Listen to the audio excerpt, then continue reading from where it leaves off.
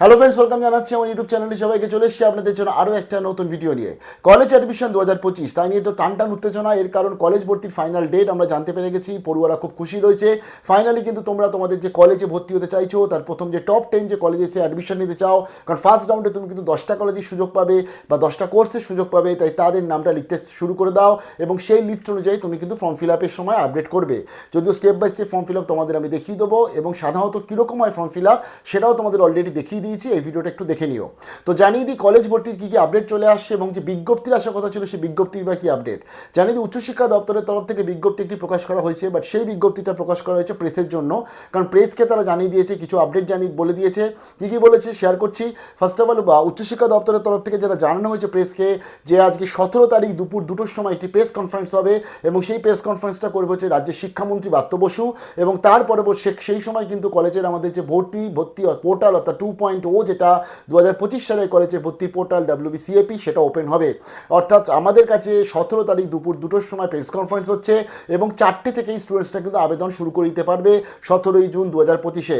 তার ফলে 17 তারিখ ডেটটা আমাদের জন্য খুব ইম্পর্টেন্ট। দুপুরবেলায় তো প্রেস কনফারেন্সের আপডেটটা তোমাদেরকে শেয়ার করে দেবো এবং তার সাথে কীভাবে step by step form fill up করবে 4টে থেকে সেটাও তোমাদের আমি দেখিয়ে দেবো। জানিয়ে দিই তার সাথে 17 তারিখ যখন তোমরা ফর্ম ফিল আপ করতে যাবে, অর্থাৎ বিকেল 4টে থেকেই যেহেতু টাইমটা দেওয়া হয়েছে, সেই সময় কিন্তু সবাই আবেদন করতে পারবে না, কারণ সেই সময় যেহেতু ফর্ম ফিল আপটা ওপেন হবে তাই আমাদের লাখ স্টুডেন্টস লক্ষ স্টুডেন্টস একসাথে ঝাঁপিয়ে পড়বে WBCAP-র ওপর, তাতেই কিন্তু সার্ভারটা ক্র্যাশ করে যাবে। এমনি তোমরা এখনই সন্ধ্যাবেলা দেখবে ওপেন করলে WBCAP গোল করে ঘুরে যাচ্ছে।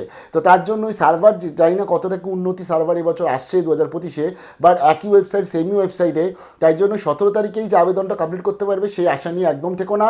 2-1 দিন ওয়েট করে যেও, তার পরবর্তী আবেদনটা করো, কারণ একদম সময়টা 10-15 দিনের জন্য মিনিমাম দেবেই।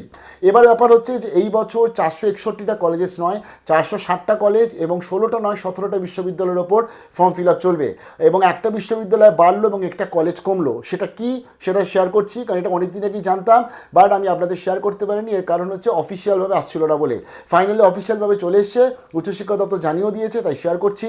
আলিপুরদুয়ার বিশ্ববিদ্যালয়, যেটা আগে যে আলিপুরদুয়ার বিশ্ববিদ্যালয় হচ্ছে আমাদের তার আন্ডারে যে ইউজি কোর্সটা হয় সেটা নর্থ বেঙ্গল ইউনিভার্সিটি সার্টিফিকেট দেওয়া হতো, অর্থাৎ NBU অ্যাফিলিয়েটেড ছিল ইউজি কোর্সটা, আর পিজি কোর্সটা কিন্তু আলিপুরদুয়ার ইউনিভার্সিটি নিজেই সার্টিফিকেট দিত।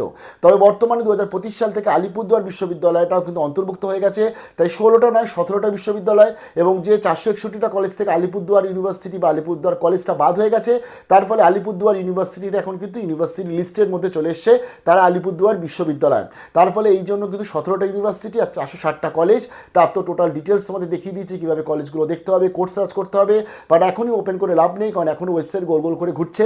17 তারিখেও গোল করে ঘুরবে, আমি আবার বলছি। তাই 17 তারিখে পেশেন্স রাখতে হবে। যখনই তোমরা ওয়েবসাইটটা মোটামুটি ফ্রি পাবে তখন তোমরা আবেদন করবে, যদিও তোমাদের step by step form fill আপটা দেখিয়ে দেবো, কথা দিচ্ছি। ভালো থাকবেন, বেস্ট অফ লাক।